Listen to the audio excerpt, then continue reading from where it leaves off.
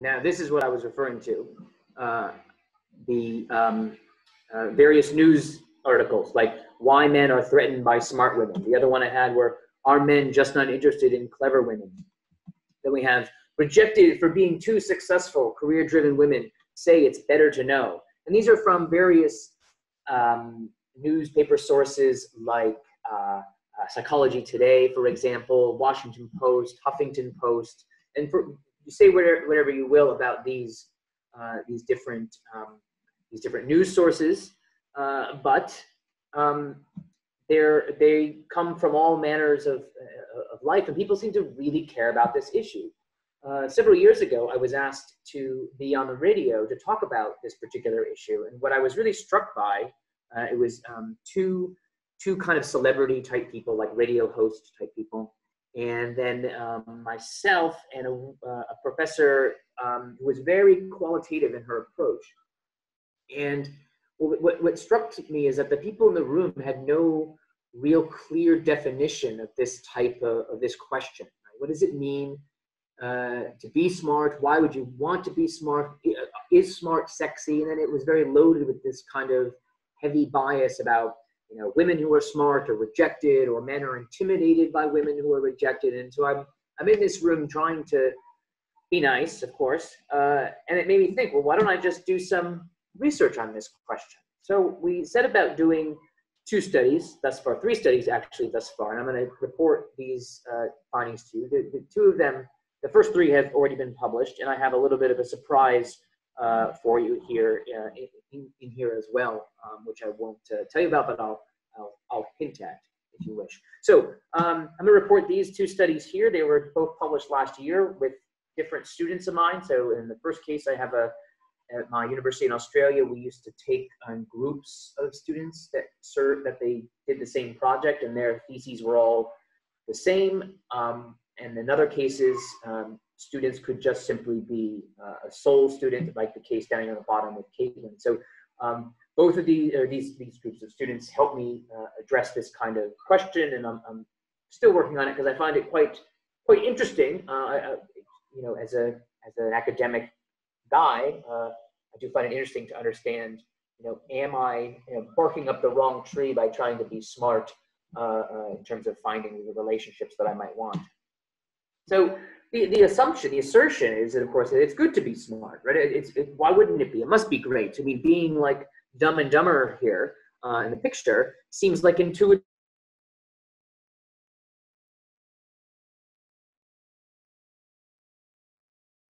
That played a role in evolutionary problem solving. So hunting, finding food, fashioning spears. Right? Some of you may know that there are chimpanzees in a site called Fangoli, which is in Senegal, where they take sticks and they bite the tips of the sticks and they make them into spears, and then they go up these trees that have holes in them, and in the holes are bush babies, which is a little primate. It's like this big. It's very cute, of course, bush baby. And the chimp stabs and kills and spears the bush baby and has a nice kebab, so to speak, to eat. And the intelligence behind fashioning that tool, finding the stick to fashion it, all that type of stuff seems to be some indication that being educated and intelligent is meaningful. Now, of course, I use the word education here because we know quite well that the mothers teach their well, I should teach is not the right word. Chimpanzees learn from modeling behavior from their elders. There seems to be little actual teaching, but they do seem to learn by watching. So observational learning seems to be present in chimpanzees. So this is a kind of education. It's a self-education. There's a variety of kinds of problems that people have to solve, both social and personal, work-wise. All these types of things seem to be contingent on our intelligence. I think one of my favorite shows from the 80s was essentially about a really smart guy who could solve problems with his brain. His name was Macgyver. And so if you remember Macgyver, basically the premise of the entire show was that he solved the problems by thinking about them. How do you escape this situation? And it was always without guns, right? It was a big part of his thing. Of course, the evidence is overwhelming that intelligence, IQ in particular, is heavily influenced by genes, but so is education, of course. IQ heritability estimates for twins are in the 80% or plus range. They're extremely high, and what seems to be left over is mostly just non-shared environment, the kind of idiosyncratic effects that people have going through their unique lives, more than any kind of like concerted effort by smart parents trying to make their kids smart, for example. This is a very provocative finding that people don't particularly like, because we, of course, like to believe that we can have some influence on our children, and we seem to, the evidence from behavioral genetics suggests that we don't have as much as we would like to believe we have. Anyways, in today's world, being intelligent and being educated matter too. And this is maybe one of those places where the two don't go together. So my grandmother is an educated woman. She nearly PhD, which she always reminds me whenever I'm being smart.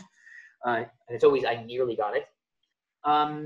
But she can't, her ability to use things like Skype is almost non-existent.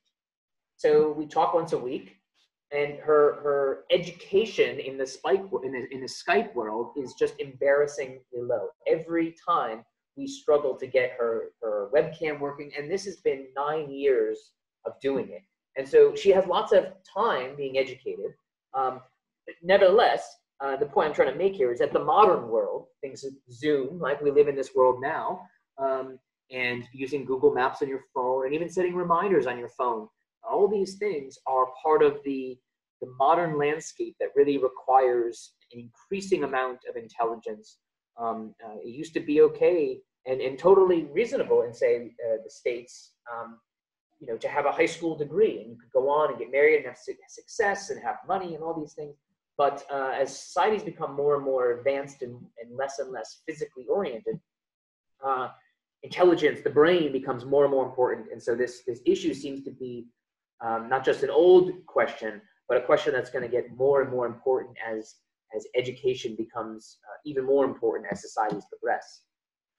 So and again, I used the example of chimpanzees, but here's another example for you. This is a capuchin monkey that lives in the New World, that lives in like Latin America, Central America, that type of region. And this monkey is cracking open a palm nut. And what this, I think it's a palm nut, it's a nut, and the nut has a shell on it. And what they have to do is take these nuts that they gather, leave them out, let them dry, go find the right rock that won't break on this anvil rock that this monkey is standing on, and smash it at the right time. And so this is from all you know, anthropomorphic accounts, anthropomorphism, anthropomorphistic kind of accounts. This looks like intelligence. And in labs, capuchin monkeys are considered the smartest New World primate. And so this primate is able to survive better because it has this skill set that's localized in his or her brain that has to be partially learned. In terms of sexual appeal, not just survival, being funny, being creative, being intelligent, all these things are rated as attractive qualities. In the last, let's say, 5 years or so, maybe more, this term of sapiosexuality has become a big deal. One of the radio shows I was on was really about this question of sapiosexuality. Is it a real thing? Are people genuinely oriented towards romantic and sexual relationships with smart other people? It was meant like Homo sapiens, of course, right? So sapiosexual. And this study, for instance, Gignac, I'm sure I'm killing that last name, so sorry if anyone knows this person. They did this study and suggested that there is a kind of individual difference dimension that you can classify people on, which is attraction to smart people. There is some evidence from a few decades ago now that suggests that educated women often struggle on the mating market, whereas educated men don't. So the classic interpretation of this is that smart women are penalized for being for being smart, and they're therefore rejected because men want women to be dumb and not threaten their intelligence. But what these studies have shown, as well as other studies have shown, is that it seems more that educated women are simply pickier than educated men. And so educated men are willing to date women who have, less education much more than women are willing to. And so the woman with her PhD is less likely to date a guy who has just his bachelor's than the converse, a man with his PhD. So it suggests that it's not necessarily about men hating on smart women as much as it might be smart women wanting a guy who is smarter, and then there's fewer and fewer men smarter than she is. Okay. And these studies were done in lawyers and doctors. So they took men and women who had graduated with law degrees and medical degrees and examined their supply, if you will, of romantic partners and how they felt about that. One study suggests, indeed, that men may be intimidated by intelligent women, but I have some major criticisms of this study, one of which is that the way the study was designed, I think what they did was they actually made these intelligent women seem not intimidating because of their intelligence, but seemed like they were in competition. And so the experimental design, which is very cute, may have confounded two variables, one being intelligent with being beaten.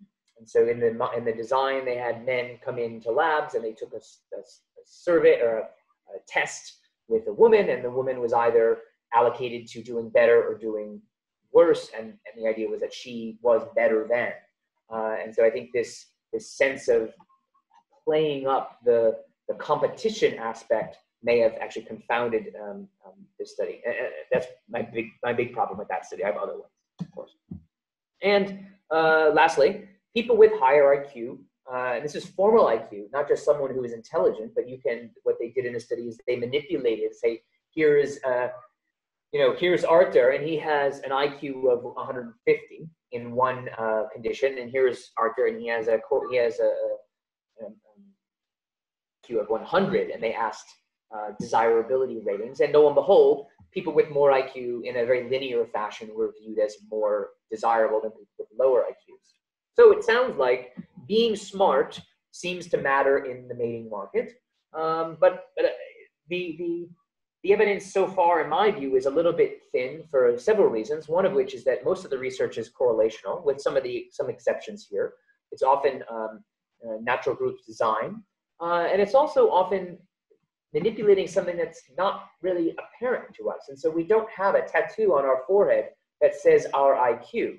So I don't really think that we judge people in terms of desirability in the real world via IQ. So I'm questioning the ecological validity of this kind of method. Instead, I think we're likely to use what we'll call later a self-referential heuristic. So another problem with the Park study that I didn't mention earlier is that it doesn't consider mating context. And so Paul Eastwick, the third author here, I don't want to say he's hostile to evolutionary psychology, but he researches relationships, and he never takes into consideration the fact that people might have different mate preferences for who they sleep with versus who they have a marital or committed relationship. And so he tends to always ask just simply dateability or something like that. And dateability conflates those two kinds of relationships, and it obscures important differences. And so if you know anything about, for instance, sexual strategies theory, what they suggest in sexual strategies theory is that there's that the context of the relationship matters. So in the short term, men and women tend to be more different than in the long term, because the interests converge in the long term versus short term. But Paul Eastwick seems to generally not hear that distinction when he does his relationship research. Some of the research was really just about perceptions of intelligence. So what are the judgments that we make about people? Indeed, I have a paper under review right now that looks at the likability of men and women who differ on relative intelligence. And so it's that kind of thinking. It's not really about intelligence and dateability per se. It's something else. It's about how we perceive people who are intelligent, or how people who are intelligent perceive things differently. As I mentioned, it's often very correlational, which is no surprise. I mean, I won't lie. Most, 99% of my research is correlational. So it's hard to really be all that mean about this kind of stuff. But it means that the conclusions that we draw are subject to lots of negotiation. Whereas with experiments, we can kind of settle the issue a little bit more firm. As I mentioned earlier, the Eastwick study, I think, is a bit confounded. In other studies, intelligence was treated as second. Case of work by my former mentor and academic father and grandfather, Norm Lee and Doug Henrich, they include intelligence as something of an afterthought. And it's not that they didn't think it mattered, it's that what their studies are meant to really advance is the premise and the primacy of physical attractiveness, social status, and kindness. And then there's these other traits, like intelligence, that matter once you've met your minimum standards for things like attractiveness. So the argument would be, it's not that men don't care if a woman is intelligent or not, it's that if she's not sufficiently attractive, it doesn't matter. You don't pass the second stage of consideration, right? There are these threshold traits. So you see a woman or a man from afar, and if you don't find them appealing, you never find out whether they're intelligent or not. And so intelligence becomes not only secondary in their study, but it's a secondary process in mate selection. And so they weren't really interested in that per se. And so there's a lot of these studies on mate preferences, like David Buss, for example, his 1989 study. It's very general. And what they rarely do is they really hone in on a single trait and try to understand the intricacies of that single trait. And so if people are looking for research to do in the mating space, which is hard because there's thousands of studies every year probably, it's to do these kinds of more microscopic studies where you could say, let's look at the particulars of, in this case, intelligence and education. As I mentioned, there were natural group designs that were being used, the lawyers and the doctors. IQ and mate selection, I think, is unreasonable. I don't think people actually, other than the raging narcissist who would put their IQ on their Tinder profile, I don't think that people actually select one another by, oh, you have 134 IQ. Oh, but I met this person who has 135, so I'm going to go with them. I think the number is not actually what matters here in people's day-to-day lives. Given the way in which these studies have been structured, there's an assumption that there is a linear relationship. And by that I mean simply more intelligence is associated with more desirability. Very simple kind of model. I'm not really sure if I buy that. I think being too intelligent can come with some costs that will create a deceleration of interest, right? And so there's a point when you're sufficiently intelligent that people find you maximally attractive. And then, being much smarter could make you slightly more attractive to someone for a relationship, but it doesn't make you the same amount as moving from dumb to smart. So I think there's there's good reason to believe that there's a non-linear function, because at some point you become so smart that there's forces pushing down on the desirability ratings. And oftentimes there is this kind of implicit victimhood a view of sex differences in that men are imposing their we want women to be dumb and stay at home with their aprons on or something like that kind of thinking. And even if it's not overtly stated, studies like the Eastwick study do essentially suggest that. They say they vindicate the kind of media line that smart women are being devalued relative to someone else. It's usually not actually defined, usually just to smart men, but it could be to less educated women. So we'll look at these. And so we have to balance these considerations and try to come up with a different way of studying them. So what my thought was that the way we choose our partners in something like intelligence is based on where we are. So if I'm an educated man and I want a woman who is equally educated, notice I say if I'm an educated man. If I'm an educated man, and I think I want someone who's equally educated, then I want someone who has, a master's degree, a PhD, an MD, that kind of thing. But if I have a high school degree, my preferences might be set differently. So it's not that, it's not some sort of people devaluing education. It's that they want someone who's like them. And so we know from research on homophilia, right, our tendency to assortively mate, people should want people like them. And so if I'm a smart person, an educated person, I'll want someone who values those things with me. And so I should want someone who also has an advanced degree. And so I'm calling these self-referential heuristics. And I would argue that this is what we're doing in selecting our partners on intelligence. That might not be the case for other traits, but I think with intelligence, it's one of these features that we're looking for our match, so to speak, as opposed to find the best, right? The most attractive, the most successful, the most kind. In this case, we want someone who is similar to us, because being dissimilar, whether less intelligent or more, or less educated or more, we find ourselves in a place of maybe not having things to talk about, and maybe not having an ability to have a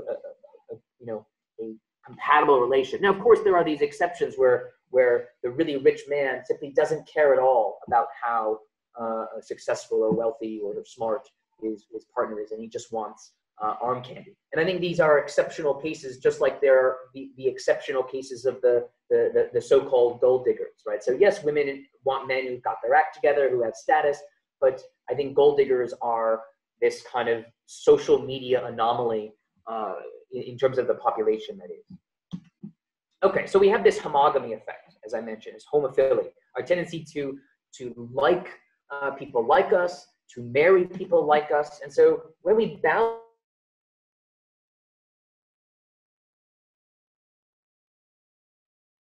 the cost, come to a middle ground.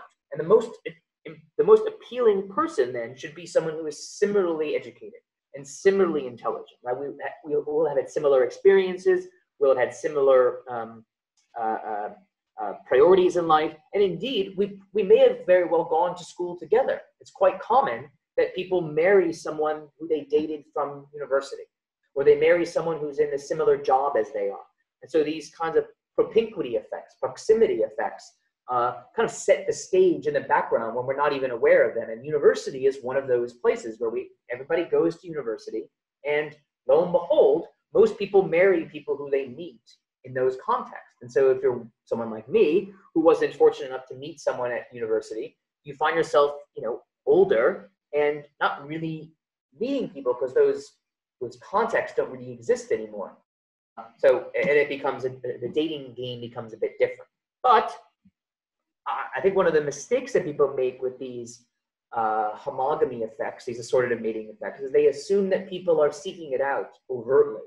I think what happens is you find yourself in that position, that the person who you're best suited for emerges. It just happens to be that they're similarly educated. You get along better. They're attracted to you. You're attracted to them. And so most assortative research suggests that it's an over process, that we're trying to match. And I'm suggesting that this assortative mating is the opposite of that. It's a descriptive pattern that we can describe as academics later, but I don't think people go and say, I really want someone like me. I'm just not sure that people are formally thinking that all that much. And so what we have then is something called the satisficing hypothesis. And what's interesting about this word, satisficing, is that when the first paper that I showed you a picture of earlier came out, one of my students back in Australia, she was advertising it for me.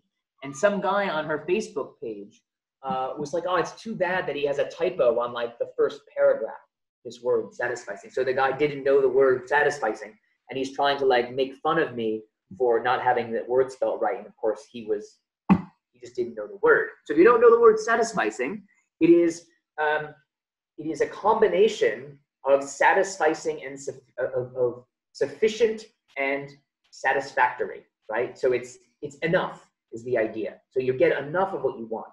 So this satisficing hypothesis would predict that we would want people who were similarly educated to us, right? And that being more intelligent will only carry a negligible increase in the desirability.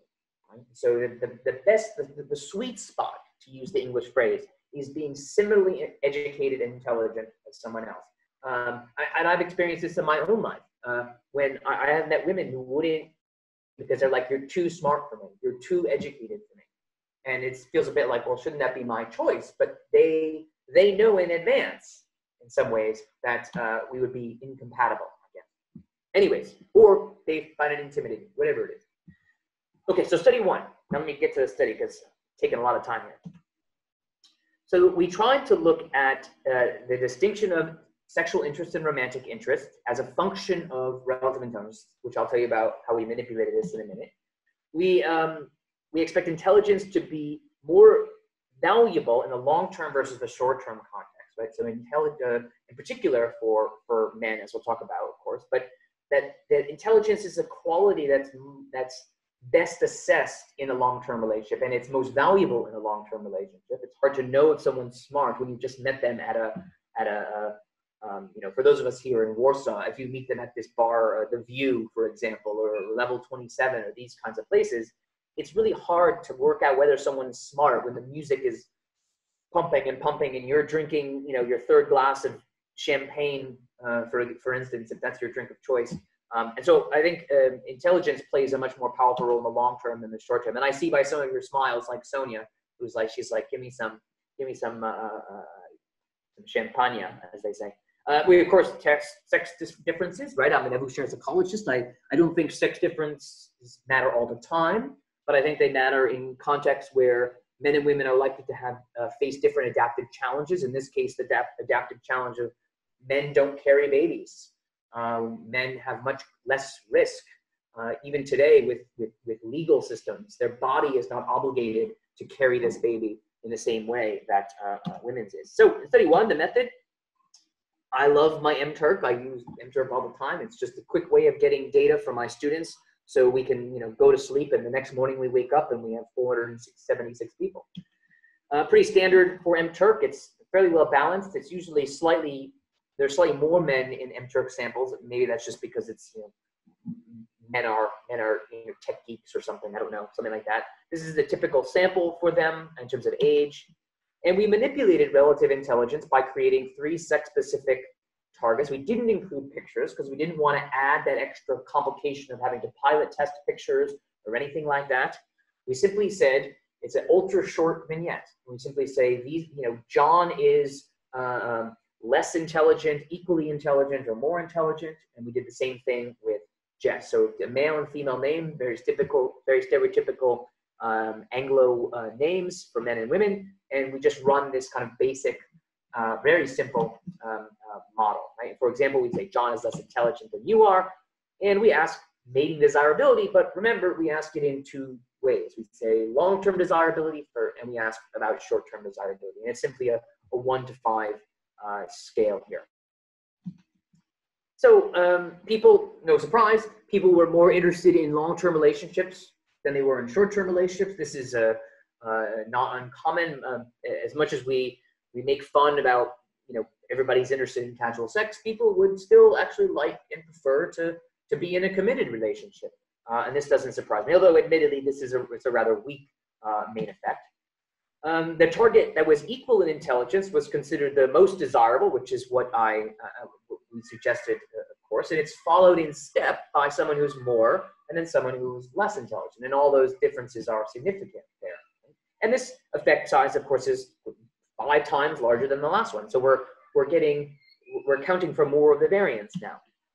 Now, I'm going to pull out pieces for you to see here, but this is essentially the breakdown of all the lower order tests that we needed to conduct. And so, for example, we have this overall effect that we mentioned earlier, right? And so we have this, that people are more interested in long-term relationships than short-term relationships. This is an effect that's localized to women, however, right? So it's in the sample, the effect of interest in long-term relationships is driven by women. If you look in men, there is the difference, but it's not significant. Men are slightly more interested in long-term relationships than they are. So men essentially have I'll take whatever I can get kind of approach to relationships.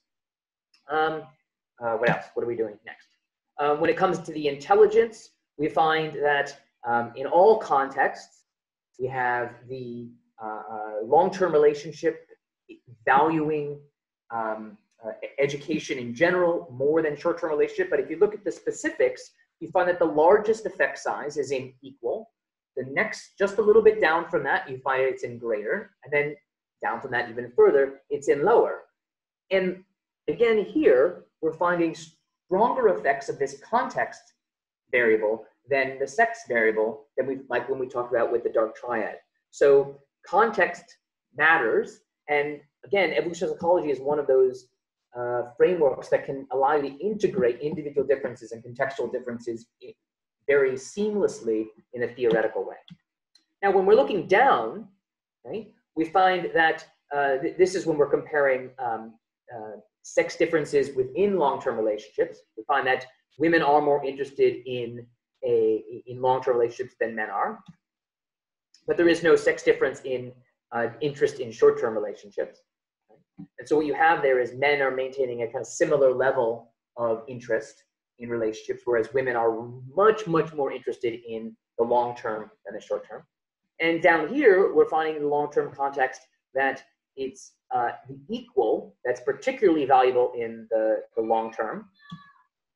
But we find a similar effect, albeit weaker, for short-term relationships as well. And so it's a tenth the size. So in the short term, people would like to still have an equally educated, intelligent casual sex partner, but they are not as fussed as they are in the case of a long-term relationship. Okay. Now, when we compared short-term to long-term relationships across these different distinctions, we find several things, of course, and this is where I want to point it out. So on the left, where we have the, I'm going to use my pointer here, I think you can see it right here. So this box here, right? This suggests that in the short term, men are willing to lower their, men find less educated targets more desirable for short-term relationships. And so they essentially de-emphasize intelligence in the casual sex domain. Right? And so what they are probably looking for here based on other research is just a woman who is attractive, and whether she's intelligent or not becomes secondary. It's in the long-term context that the intelligence really becomes important, right? Then on the bottom two here, these are similar effects, but women found men who were equal in intelligence more desirable for long-term than a short-term relationship. And the same can be said for more intelligent, right? Okay. Now, study two. Whew, I talked way too long. So we essentially, we try to replicate this study in another sample. Right? So there's some problems with this study, of course. Intelligence is maybe the biggest one. People may have colloquial definitions of the word intelligence. So how can we get at something more tangible for people? How can we deal with the fact that physical attractiveness matters, right? That people may be reading into scenarios that this person is unattractive or attractive. And so we got a sample of volunteers from Reddit because we wanted to get away from mTurk even for a second. And the question was, what is the influence, or how does attractiveness interact with these other variables to predict desirability? And so this was a really easy way of getting a sample. You make a really, really short survey and you just go on Reddit and you publicize it. And if you have a sexy title, people will do it. As you can see, 267 people did this. And here we have many fewer women, which is amazing for a psychology study, of course.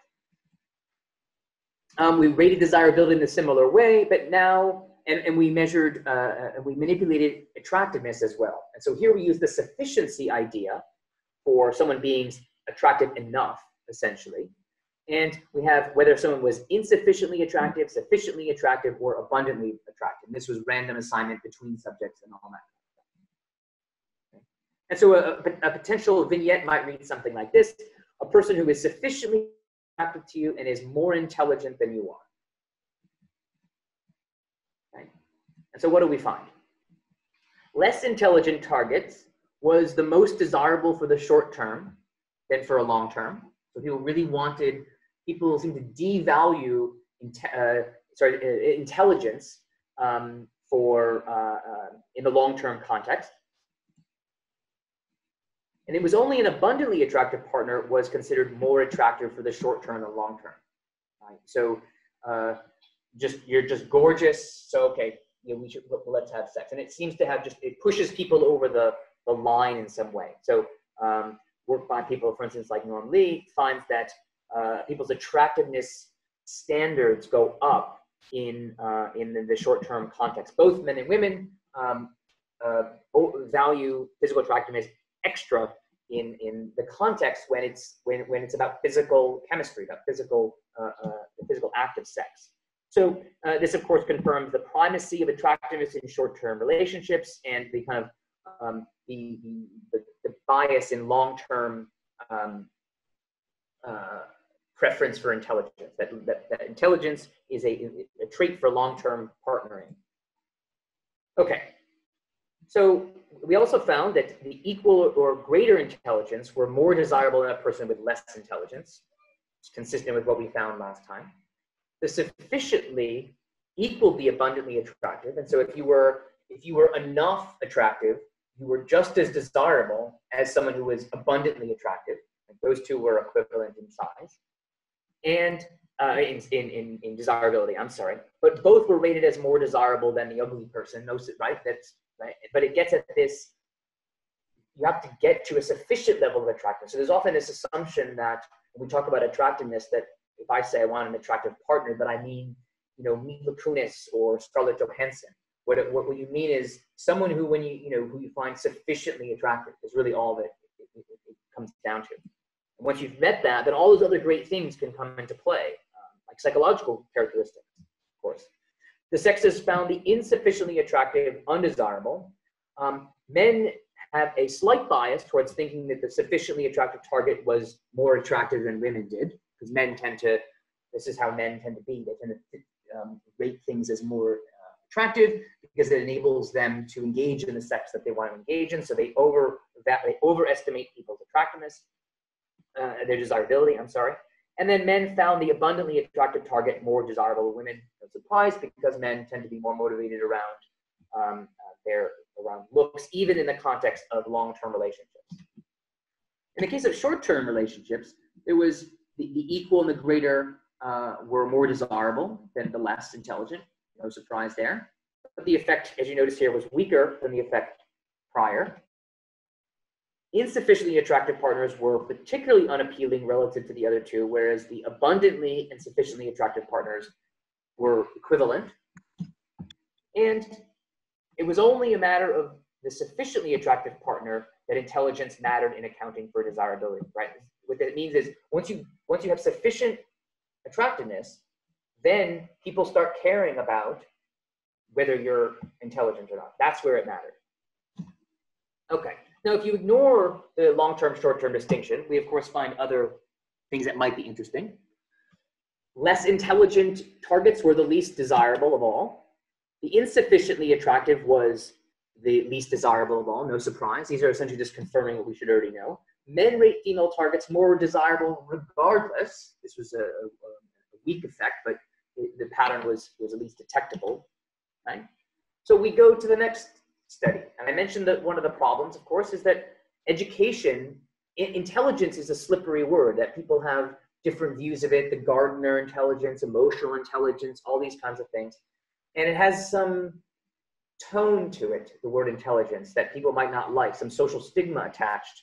So we use the word education instead. And so we repeat the studies now, and we use education instead of intelligence. Right? We hold, in this case, attractiveness constant. So instead of varying intelligence like we did in the last study, we just hold it constant. As in, we say, as also in a second, every target is attractive, essentially. Right? We don't vary it in this case, but we do value interpersonal warmth. Right? So we have House here, who is notoriously smart, but by all estimates, he is not interpersonally warm at all, right? And how has that affected his desirability in the show? Of course, he's a 50-year-old something man, and he's of course struggled with romantic religion. Now, of course, another amazingly intelligent man, me, And of course, my Pedro, right? Pedro here signaling, oh, maybe he is interpersonally warm. He can take care of his puppy. You know, I actually don't even know where my dog is right now. He's hiding outside, I think. And so agreeableness might actually play into this, and not just because it's interesting and curious, but because there's the stereotype content model suggests that that men only need to be viewed as competent to be attractive or liked, but women need to be warm, nice, and competent. And so the stereotype content model suggests that the sexes are dealing with different equations, so to speak, where to be liked, as a general term, men have to be far less than women do. And so we're trying to see if this actually plays out, if this prediction from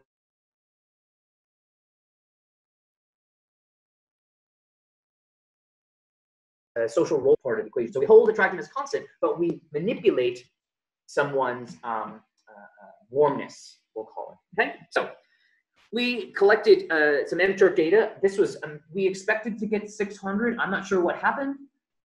Somehow we got twice as much, and I really wish I could explain how we got 1,300 people to do this. We only paid. We thought we only paid for 600, but who's going to complain, right? So we've got more data. Again, similar demographic characteristics as before. We rated desirability in the same way as we did before. And now we simply replace education, intelligence with education, and we talk about warmth, and we just manipulate it as a two-level variable, as in this person is not warm or is warm. And we look, and it looks something like this. Someone whom you find physically attractive, right? This is the constant, holding physical attractiveness constant, so we can assume that. So, and we're also being sexual orientation neutral here, right? Whoever you're attracted to here is allowed, right? So you find them attractive, and then they're also more educated than you, and they're high in interpersonal warmth. And so the effects that we find can be, of course, partially a function of attractiveness, because everyone's attractive. But we want to hold it constant, so our effects are above the attractiveness equation. What else do we have? Okay. So what do we have? So there was a three-way interaction. We were praying we weren't going to get a four-way interaction, and we did not. What we have over here on the right, of course, is essentially what we found. And we found this two-way interaction, and we break it apart as you see here.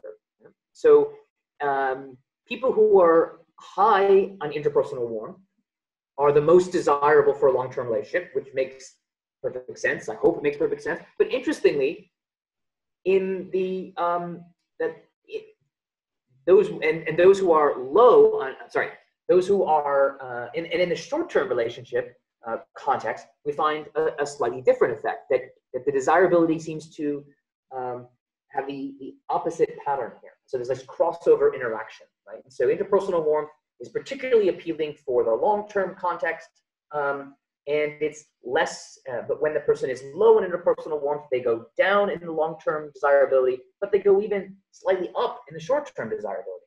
And so it looks like jerks are more desirable in the short-term context, is what it looks like. And I, of course, am all for that. Being a jerk myself. No, it was a horrible joke, sorry. And also, we have these relative intelligence effects as a function of short-term and long-term dating, right? And the big one here is lower education. And that lower educated people seem to be particularly appealing for the short-term relationship. Now, we're not even taking into account sex differences here. These are just the overall effects. And so in that people who are less educated seem to be less appealing for long-term relationships than they are for short-term relationships. And the other two patterns don't, there's no difference between them. Okay. So when we get to short-term desirability, we're just going to look at short-term desirability on its own. We have another one of these tables that I'll break out things for you. Overall, men find the targets, regardless of the features of those women, more desirable for the short term. No surprise, men are more oriented around casual sex than women are. The lower educated effect, this is an effect that's driven mostly by men. Right? So when men see less educated women, they see her as particularly desirable for a short-term partner.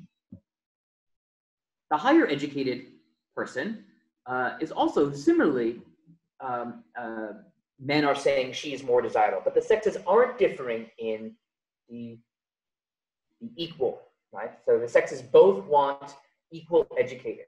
Right? And the pattern of means here suggests that it has to do with women staying constant in their interest and men simply going down not enough from lower to higher. So you see the lower for men is 3.76, the higher for men is 3.65, but for women, the means are about the same. So women maintain a similar level of desirability for the lower and the higher, and men only have a slightly less desirable pattern for the lower and the higher. Sorry, got lost for a second. In terms of the lower, we find that the sex difference is in men, right? The liking of jerks, as we said, is it's not actually jerks, to be colloquial about it. It's actually bitches, right? It's mean girls, to put it another way. It's men who are saying, for a short-term relationship, I want this less educated woman, or sorry, interpersonally cold woman. Sorry. Now, when we look up and down, we find only effects in the interpersonal warmth domain. We don't find anything in the education part of this graph, and that's probably because it's about short-term relationships. As we talked about earlier, intelligence is something that plays primarily a role in long-term relationships. And we find in this case that the highly educated person is more valuable across the board, right? He's more desirable, right? So you want someone who's nice all the time. Okay. Now in the case of long-term desirability, yellow arrow indicates, we find that again, men find less educated women more desirable in the long term. And we find down here that men find the cold women more desirable than women do. Unlike last time, we've got no effects in the education part of this table. We do find effects here. And here we find that it's the equally educated person overall that's most valuable, most desired, and that this effect is driven by women. Right? And that women care the most about finding the equally educated man. And it suggests that men are a little bit ambivalent to the education of their partners, whereas women are particular about it. And so part of the conflict that seems to be stirred up in the media might actually be because women are caring about intelligence and men aren't. It creates this disconnect because they're not valuing the same thing. And so when the woman wants to be valued for her intelligence because she values it in men, the man is not valuing it at the same level. And so we're kind of missing each other, and we're having arguments when we shouldn't really be arguing, unfortunately. Down below, same thing as before. We always want someone who's nice. No surprise, right? And indeed, that's what the research by people like Norm Lee, et cetera, would find, is that being nice is a fundamentally important feature of mating. Buss's 1989 work, as far back as that, made it very clear that kindness was the word he used, was a central feature of people's mating preferences that both sexes really cared about. Okay? Regardless of mating context, agreeable targets are more desirable across the board, as we saw. Oh, sorry. Equal education was the most desirable across the board. Men found targets more desirable than women. No surprise. And all men need are these little vignettes of information. But remember, it always says that they're attractive. Right? And so in the prior studies, you don't have this attractiveness situation being held constant. But now, no matter, when everyone is attractive, men constantly find these women appealing, and it's insensitive to the fluctuations, or this effect stands beyond the interactions that we've now discussed. Okay?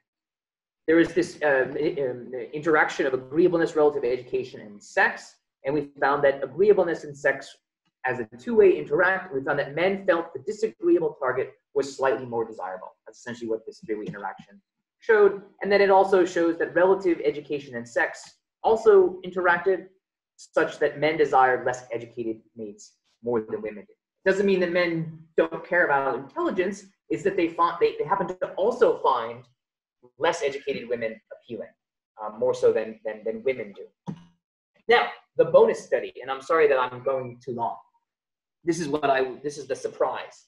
So several years ago, and this is a project that's heavily in progress, so please forgive me. Several years ago, I was contacted by an international dating company. And in Poland, it's called eDarling. But it manifests itself in different ways around the world. It's called, in America, in Australia, it's called Elite Singles, for example. It's called Silver Singles in other places. It is an enormous dating company, like in the vein of Match.com and things like that. And it's an interesting source of data. And they said, hey, we'd like to do some research with you. And I said, okay. You're going to give me data. And so after maybe 2 years of negotiation, you were able to get a sample of as many users as we could possibly get given the confines of files, right? So Excel can't have more than 1.8 million rows.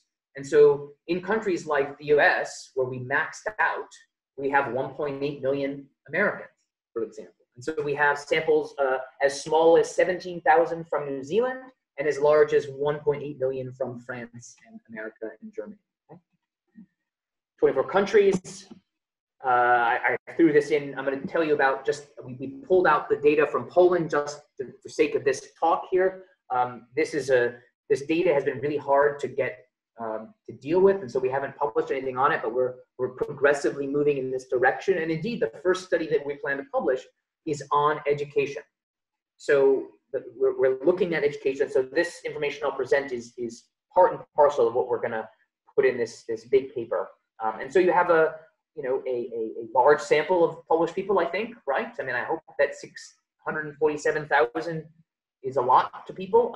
This gives, makes the old, most big data studies would have that alone. And so we have that in just one country. And so we have this incredible data source. Unfortunately, it's messy data. And that's been our biggest problem. And so hopefully in the next year, hopefully when I'm within my first year or two in Italy, we'll publish this paper. So we have a sample, everyone has to be over 18. As I mentioned, we've done heavy cleaning. We're having to clean lots of data. For anyone who's ever been in online dating, there's a lot of dead profiles. There's a lot of people who sign up and then never use it. There's a lot of people who don't complete their profiles. And so we've had to do lots and lots of cleaning. We've had to exclude people who weren't using it much, who logged in too much to make us think they might be bots. We excluded people who maybe never used it based on just whether they never went to another person's profile. We excluded having never had visited by anyone, which maybe is, yes, never, it shouldn't be a problem. And people who created an account and then never logged in a second time. And so when you have this much data, shrinking it down is not that big of a deal, but we're still dealing in the millions of people, even when we've screened out. Of course, it causes PCs to crash. I thankfully have a really nice PC here, but I have colleagues in the UK who's working on this for me, and he says he has to run everything in pieces because his PC just shuts down of all like the processing. You can watch SPSS when I do it. I could time it with SPSS, and it just takes like 25 or 30 seconds to run even a simple correlation. So what we have then for you here, just for efficiency's sake, is just 1% of the data in Poland. That's all we can give you here. Okay. So we had 3 indicators of interest, we're calling them. The amount of attention received is captured in winks sent, which is you click a button and it sends like a picture of like an eye winking. You could have like likes, which is like maybe like a thumbs up, let's say, like you have on Facebook. And then we have actual emails that people receive. So we have received emails, received winks, and received likes. And when we factor analyze them, they all really are one thing. They're sufficiently correlated, and they have a Cronbach's alpha of 0.86. And so instead of doing analyses for each of these three indicators of interest, we just focus on this gestalt, this index of interest. And we don't, as I said, we don't have a lot to offer you here, but this is the pattern that we're finding nevertheless. And what we find, and we compared it to a larger sample for you as well. And so Poland is tracking with the larger sample, although slightly higher. We find that as people's education goes up, they become more desirable. But what I want to point out, of course, is that there's a hysteresis point. There's this nonlinear effect that I mentioned earlier, and it is right about here, right? So essentially, once you get to this point, you don't get any more desirable, and they say in the sense of you don't get any more interest, right? People aren't sending you more messages once you get to about this level. So once you get to, in America, we would call it an associate's degree, but let's say about a bachelor's degree, there's minimal change in how desirable. And so it's like all the money that we're spending on higher education, it's for great things, of course, right? But it's not making you more desirable than you were when you just had your bachelor's degree. So those of us who have our PhDs and those of us going on to get them, it suggests that if you're going into higher education to find a romantic partner, it might not work out. You might as well have just stopped after you got your bachelor's degree. So this is, of course, of 900 people compared to the larger sample of 15,000 that we pulled out just for comparison's sake. So this is our plan for the first project. We're combining a level of education with something else. I think it was income as a measure of competency as opposed to just education specifically. Anyways, we of course have to control for a whole bunch of things because we have all kinds of demographic information. These correlations, these patterns will all control for these various things. But it suggests that men with PhDs receive about as much interest as women with no high school degrees, which is about, wow, kind of amazing. So for me, as a man with his PhD, great. That hurts my feelings quite a bit because if you're not getting what I'm saying, it's right here, here, and here. It's these two. So it suggests that women place substantially more emphasis on being educated, and it is seen in this data not by self-rated desirability. It's how much interest the person receives. It's a count. It's actual behavior we have here. So we're hoping because of this, we're going to get into some amazing journal because we have actual behavior of 9 million people. But journals can be capricious. We'll see what happens. So in discussion, the role of intelligence in education and mate choice appears to depend on participant sex. Men desire intelligence less than men do. Women maintain high standards in how much they care about intelligence, regardless of context, for example. It's not sensitive to long-term, short-term. It's not sensitive. Yeah, that's what I mean by context. In some ways, men will sleep with, or they'll have sex with, less educated women, but the same seems to be less something you can say about women. So men will lower their standards, if you will. They are willing to have sex with less educated women, but just like women, they want a man who they want to marry someone. They want to marry someone who is equally intelligent as they are. It also seems to depend on the context, the short-term, the long-term distinction. And it's sensitive to meeting attractiveness thresholds. I'm going quicker here because I've gone over time. And not so much agreeableness as the stereotype content model would suggest. And so the two intelligence rates and education and interpersonal warmth did not interact in any way in the study. And so it suggests that these are independent sources of judgment in terms of desirability. So some limitations, of course, we have weird samples all around, except for the last study, the big data study. These are, again, other than the last study, we have person perception methods, we have simple manipulations, we have relatively unique effect sizes at the multivariate level. We are asking people to make hypothetical judgments. They're not behavior, we're just expressing how desirable is this person, not actual mate choice. Because mate choice is multidimensional, we may not be getting at a sufficient number of variables here, right? We're paring it down. There's too many potential things that could bear in principle, and so we could have, in theory, 5-level, 6-level interactions, 6-order interactions, and they become too hard to interpret if we happen to find one.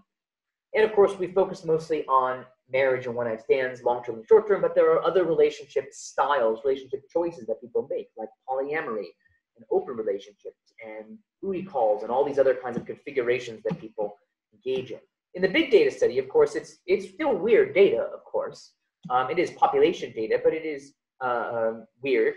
Null hypothesis testing is worthless. We can't do it. Everything is significant at least at the larger level, but even at the country level, when you're dealing with 17,000 people in New Zealand, correlations of 0.02 can still be significant at 0.001.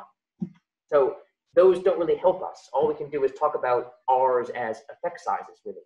Again, mate choice is still multidimensional in this case, and this study doesn't, to put together all the various things that could go together and to deal with all those interactions is just overwhelming, and so we have to pare down to just the questions that we want to ask, really just one at a time. I'm sure there's many other questions that we can ask with that big data.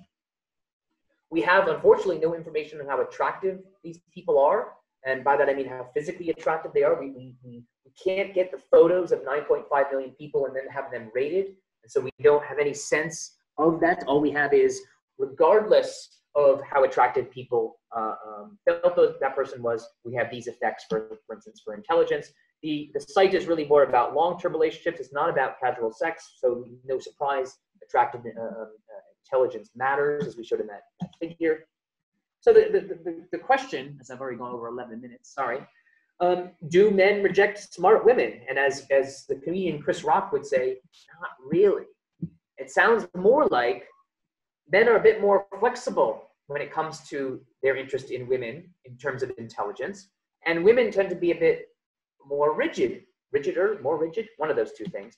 And what that means is it creates this appearance that men are rejecting women. So because men are prioritizing looks, especially in the short term, there may be this disconnect where if a man is trying to just sleep with a woman, and she thinks there's something more going on, and then he rejects her, well, maybe he's not rejecting her for the reason she thinks he's rejecting her. Right? Women seem to want a matched guy.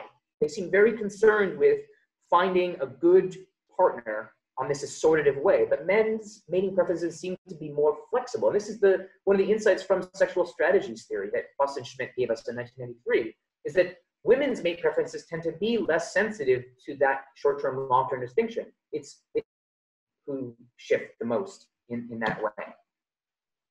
It may be possible that women are assuming that men value intelligence to the same level. This is called functional projection, right? That people they assume that they value the same things, think the same things when you don't know that information. And maybe they also assume that men are not looking for casual sex because they're not looking for casual sex as a rule. Of course, there are women who are. If you know them, give me their phone number. No, I'm just kidding. Bad joke.